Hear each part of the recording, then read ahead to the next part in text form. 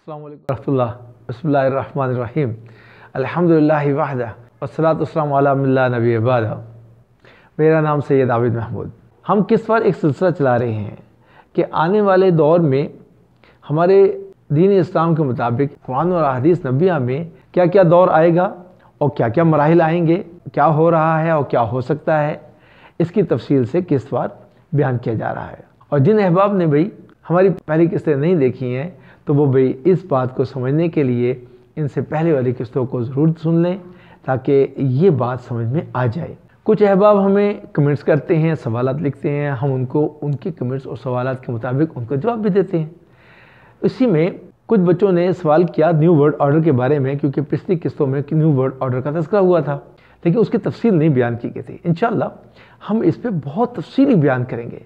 अभी एक मुख्तसर सा तारुफी तौर पर एक खाका सा पेश करता हूँ। देखो भाई, एक इल्म होता है एस्कटोलॉजी। ये एक ऐसा इल्म है जो कि कायनात की चीज़ों की उम्र ख़त्म होने के वक्त को बताता है। और आजकल जो लोग फिज़िक्स, केमिस्ट्री और बायोलॉजी पढ़ रहे हैं उनको भी एस्कटोलॉजी का सब्जेक्ट पढ़ाया जा रहा है। इसमें ज़मीन की फॉर्मेशन कि वो कैसे बनी और उसके तब्दीली के अमूर और उसमें क्या क्या तब्दीलियाँ आ रही हैं, ये सब कुछ पढ़ाया जाता है। और आप अक्सर ये देखते हैं कि पहाड़ों से बहुत सारे पत्थर निकाले जाते हैं और उसकी इमारतें तामीर की जाती हैं। उन पत्थरों की ख़ास उम्र होती है, वो अपनी एक ख़ास उम्र के बाद खुद ब खुद टूट फूट का शिकार होने लगते हैं और अपनी हैयत को बदलने लगते हैं। जैसे कि आपने देखा कि कुछ मुग़ल बादशाहों ने अपनी इमारतें बनाई और सफ़ेद और सुर्ख रंग के पत्थर मुख्तलिफ़ जगहों से मंगवाए गए और बाकायदा बनाए गए, तामीर की गई उनकी इमारतें, और उनको भी 100-200 साल हुए हैं और उन पत्थरों की हालतें बिगड़ना शुरू हो गई हैं, यानी कि वो भुरना शुरू हो गए हैं। इसी तरह से अगर उनको हम दोबारा तामीराती मामला से ना गुजारें तो वो भाई किसी वक्त भी अपनी हालत को बदलते हुए तामीर सारी की सारी ख़राब हो सकती है, गिर सकती है। अच्छा, इसके मुकाबले पे हम देखते हैं कि पुराने ज़माने के कुछ खंडरात ज़मीन से निकलती हैं और उसमें जो ईंटें होती हैं वो सही हालत में होती हैं, हालांकि वो 2-2 हज़ार 3-3 हज़ार साल पुरानी है। तो इसका मतलब ये हुआ ऐसे पत्थर जो इंसान ने बेक किए हैं, खुद जलाकर बनाए हैं, उनकी उम्रें ज़्यादा होती हैं। ये और इस तरह का जितना भी इल्म है ये सारा का सारा एस्कटोलॉजी में पढ़ाया जाता है। तो एस्कटोलॉजी के जो साइंसदान हैं उनके इल्म के मुताबिक उन्होंने जितने भी अब तक तहकीक की और तज्ज़िया किया है, ज़मीन ने अपने खलियात को छोड़ना शुरू कर दिया है, यानी कि ज़मीन की उम्र मुकम्मल होने के करीब आ गई है। और उनकी तहकीक के मुताबिक ज़्यादा से ज़्यादा 100 साल या 150 साल होगी। इसके बाद इसके खलिये खुद ब खुद टूट फूट का शिकार हो जाएंगे और ये दुनिया ख़त्म हो जाएगी। यकीनन जब ज़मीन ख़त्म होगी तो उस पर रहने वाले इंसान भी सब फना हो जाएंगे। अब आ जाएँ एस्कटोलॉजी के अलावा एक और इल्म जिसकी तरफ हमारी तवज्जो होनी चाहिए। जब से ये दुनिया बनी है अल्लाह अज़्ज़ व जल ने इंसानों को ज़िंदगी गुजारने के लिए कुछ असूल, कुछ ज़ाब्ते, कुछ कायदे दिए हैं और वो असूल और वो ज़ाब्ते और वो कायदे, वो अहकामात अल्लाह सुब्हानहू व तआला के अंबिया लेकर के इंसानों में आए। और तकरीबन 5000-6000 साल तक इस कुर्रे अर्ज़ पर, ज़मीन पर जितने भी इंसान रहते थे, अक्सरियत उसमें हुकूमतें भी और अमूमी तौर पर इंसान भी नबियों के बताए हुए तरीके पर ज़िंदगी गुजारते थे और हुकूमतें भी वैसे ही हुकूमतें करती थीं। और जब भी कोई अल्लाह का हुक्म भूल जाता और नबी उनमें मौजूद ना होता तो अल्लाह सुब्हानहू व तआला उस इंसानियत के अंदर दोबारा नबी को भेज देते और वो फिर से अल्लाह की हदायत लेकर आता और इंसानियत को अल्लाह की हदायत और अहकामात की तरफ अल्लाह की मर्ज़ी के कहने के मुताबिक ज़िंदगी गुजारने पर ले आता। और उस वक्त उस नबी के मौजूदा दौर में जो लोग नबी की बात को मान लेते अल्लाह अज़्ज़ व जल उनसे खुश हो जाते और जो ना मानते उन पर सख्त अज़ाब भेजा जाता था। कुरान मजीद इस तरह के वाक़यात से भरा पड़ा है। अब मोहम्मद रसूलुल्लाह सल्लल्लाहु अलैहि वसल्लम आखिरी नबी हैं।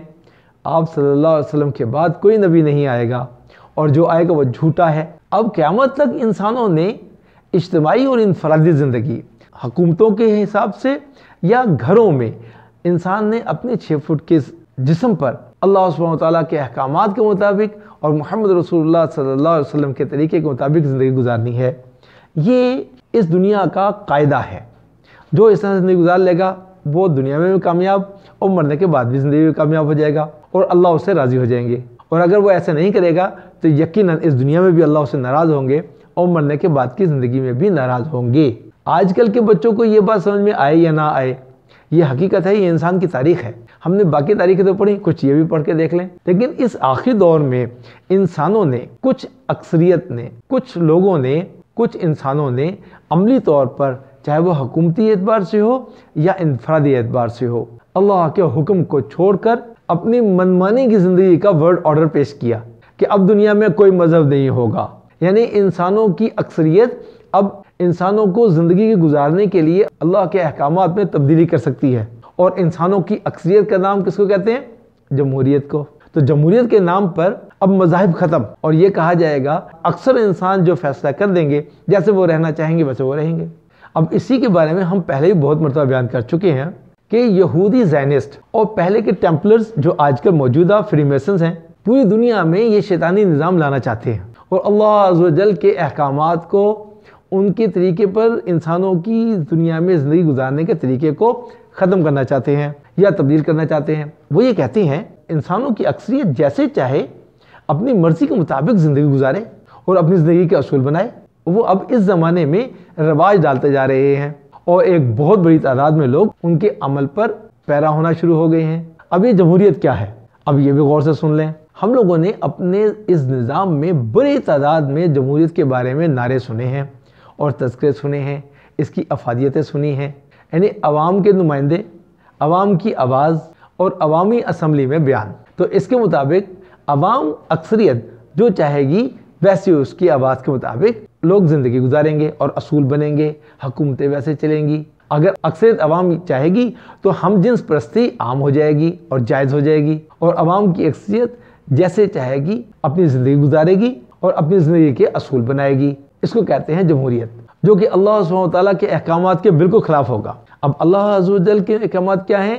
یعنی کہ وہ تو انسان کو غلامی کی طرف لے کے جاتے ہیں کہ انسان اپنی نہیں چلاتا، اللہ کے احکامات کا غلام ہے، اور وہ یہ دور، یہ زندگی جو دنیا کی زندگی ہے، یہ غلامی کے انداز میں بسر کرے گا، اپنی کچھ نہیں چلائے گا۔ نہ اس کی سوچ چلے گی، نہ اس کی سمجھ چلے گی، نہ اس کی عقل چلے گی، نہ اس کی علمیت چلے گی۔ دنیا میں کیا چلے گا؟ صرف ایک اور صرف اللہ سبحانہ وتعالیٰ کا حکم چلے گا۔ اب انسان کو سمجھ آئے یا نہ آئے، یہی کہا گیا ہے، آپ کے سمجھ میں آئے حکم یا نہ آئے، اس حکم کے فائدے سمجھ میں آ رہے ہوں یا نہ سمجھ میں آ رہے ہوں، آپ کی عقل چھوٹی ہے۔ اللہ سبحانہ وتعالیٰ نے جو اس دنیا میں انسانوں کو زندگی گزارنے کے لیے اصول دے دیے ہیں، وہی کامیابی کا ذریعہ ہیں اور اللہ کی ناراضگی کا ذریعہ ہیں، ورنہ ناراضگی تیار ہے۔ اب انسان اس سے بالکل برخلاف چلے گئے، وجہ کہ آخری نبی محمد رسول اللہ صلی اللہ علیہ وسلم ہیں، اب نبیوں نے نہیں آنا۔ پہلے جو عوام بگڑ جاتی تھی، نبیوں کے کہنے سے ہٹ جاتی تھی، ان کے لیے اللہ سبحانہ وتعالیٰ دوبارہ نبی بھیج دیتے تھے۔ اب نبی نہیں آئے گا، اب اس امت کو خود سے اپنے آپ کو سمجھنا ہے، خود سے اس بات کو سیکھنا ہے، اور خود سے ایک دوسرے کو بھی سمجھانا ہے، تبلیغ کرنی ہے، اور دھیان سے ایک دوسرے کو یاد دہانی کرانی ہے، اور ایک دوسرے کے ایمان کی تکمیل کو پہنچانا ہے۔ لیکن اس کے برعکس انسانیت کس طرف چل پڑی؟ اپنی من موجی پر، یعنی کہ عورتوں نے یہ کہہ دیا کہ ابھی ہمیں حقوق چاہیے، اور حقوق میں آزادی کے نام پر عورتیں اپنے گھروں سے باہر اور اپنی منمانی کی زندگی گزارنے کے لیے یہ کہنے لگیں، اور جو کہ ہم آج کل خوب دیکھتے ہیں کہ کچھ عورتیں اپنی آزادی کے نام پر پلے کارڈز لے کر کے روڈز پہ آ جاتی ہیں، اور اس میں لکھا ہوتا ہے کہ ہم اپنی مرضی کی زندگی گزارنا چاہتی ہیں، جیسے میری مرضی میں ویسے کروں گی۔ یعنی کہ یہ تو کھلم کھلا اللہ سبحانہ وتعالیٰ کے احکامات سے بغاوت ہے، اور اس طرح کے باغی نظام انسانیت نے ہزاروں سال پہلے اختیار کیے ہوئے تھے۔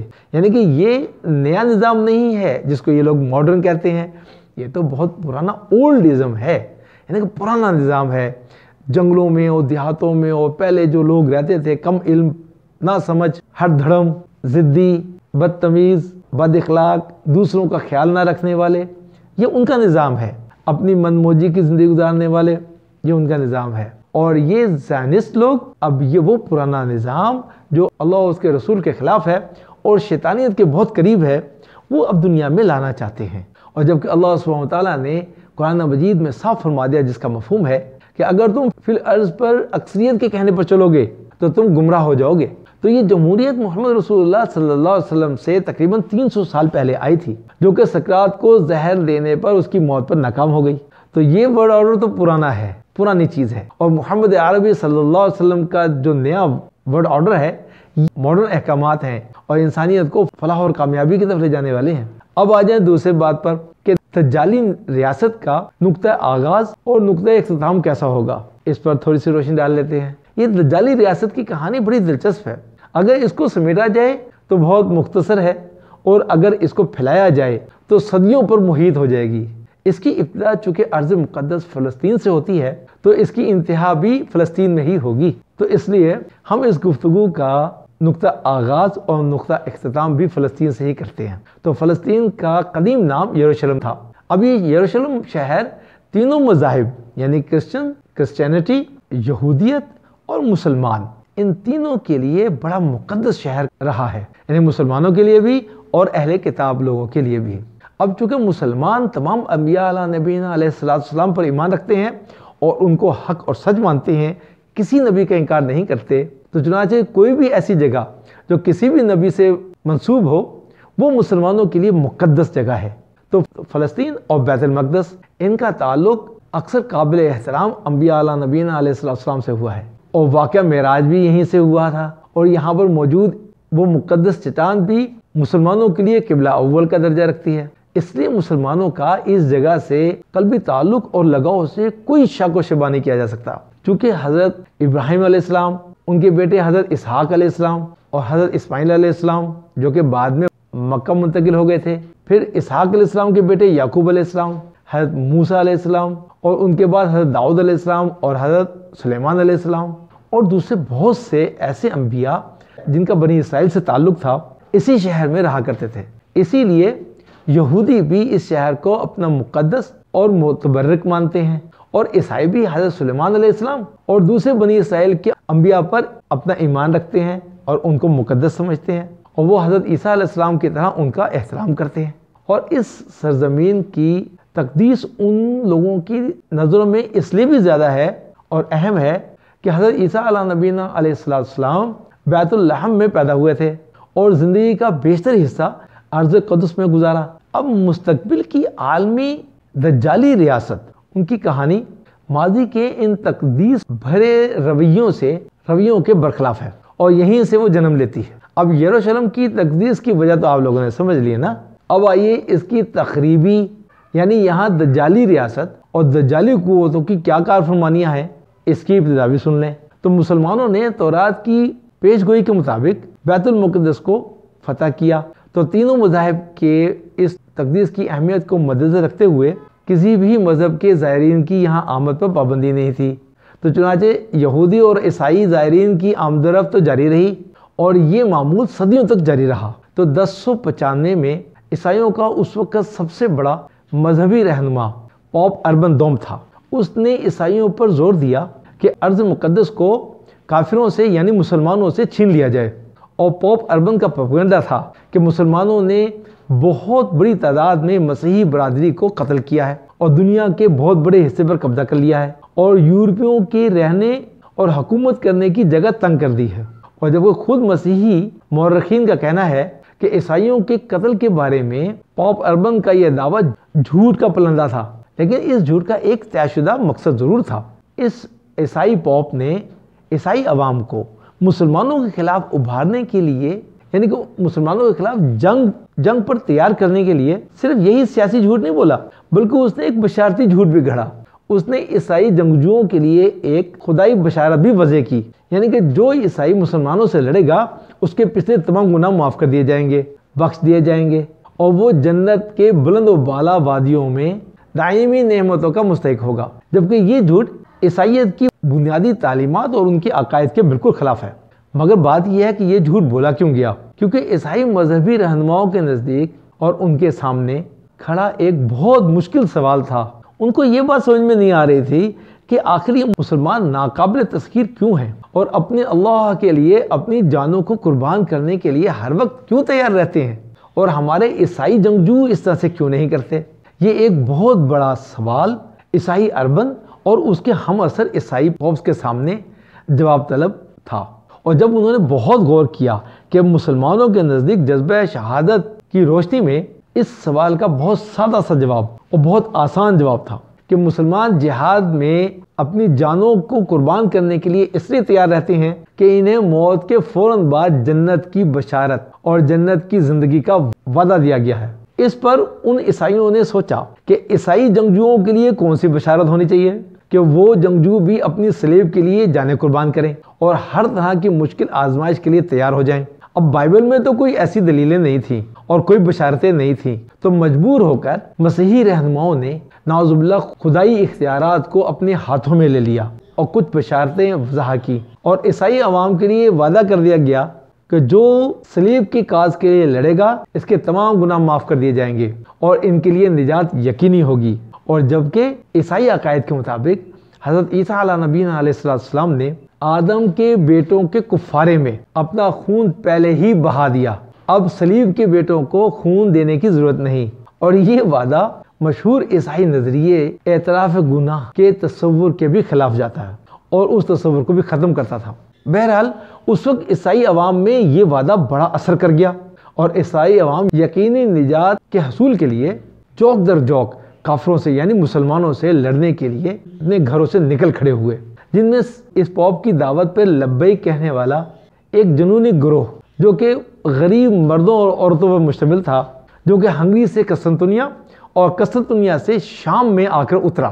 اب یہ جنگجو چونکہ ایک عام شہری تھے اس لیے کوئی منظم نہیں تھے، جنہیں پہلے تو خود ہنگری کے سپاہیوں نے تیغ و تیغ کیا اور جو بچ گئے ان کا صفایا عثمانی مجاہدین اور ترک مسلمانوں نے کر دیا۔ ان کے بعد عیسائیوں میں صلیب کے لیے لڑنے کی ایک دوسری لہر اٹھی۔ اس دفعہ حملہ آور ہونے والے صلیبی جنگجو نائٹس تھے، یعنی یورپ کے سردار تھے۔ انہوں نے مل کر القدس پر یلغار کی اور فلسطین کے کچھ ایک علاقے کے اوپر اپنی ریاست قائم کر لی۔ تو صلیبی پرچم کے ساتھ یہ پہلا حملہ کامیاب تھا، جس نے نہ صرف ناقابل تسخیر مسلمانوں کے خلاف یورپیوں کو حوصلہ دیا بلکہ کشت و خون کا ایک نیا بازار بھی شروع کیا، جو بعد کی صدیوں تک جاری رہا اور ابھی تک مختلف شکلوں میں اور مختلف عنوانات سے جاری و ساری ہے، اور یہ آئندہ بھی جاری رہے گا۔